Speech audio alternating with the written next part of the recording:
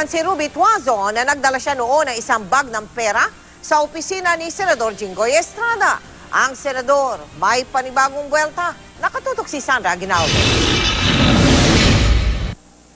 Napanood daw ni Ruby Tuazo ng privilege speech ni Senador Jinggoy Estrada kahapon kaya kanina sinabihan niya ang kanyang abogadong linawin ng ilang bagay. Ayon kay Attorney Dennis Manalo, naninindigan ng kanyang kliyenteng nagdala ito ng pera kay Senador Jinggoy Estrada na nakasilid sa duffel bag.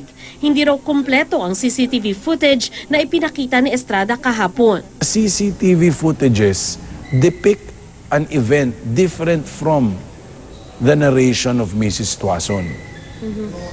So I don't see that that those CCTV footages belie the claim of Mrs. Tuazon. Pero sabi ni Estrada, kahit pa ilabas lahat ng CCTV footage ng Senado, kampante siyang wala pa ring makikitang magdidiin sa kanya. Siguro naman the videotapes will not lie.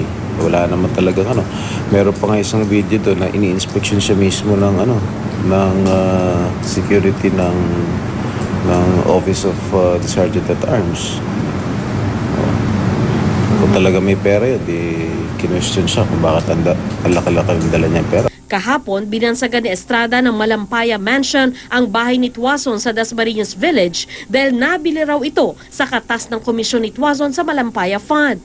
Umabot daw sa 242 million pesos na ginamit ring pantayo ng mga negosyo at pambili ng ibang property. Pero sabi ni Manalo, tanging ang naunang inamin ni Tuazon na 40 million pesos ang nakulimbat nito at wala raw itong nakuha mula sa Malampaya Fund. Ang ipinambili raw ni Tuazon sa bahay ay ang perang nakuha mula sa dalawang insurance policy ng kanyang sumakabilang buhay na asawa.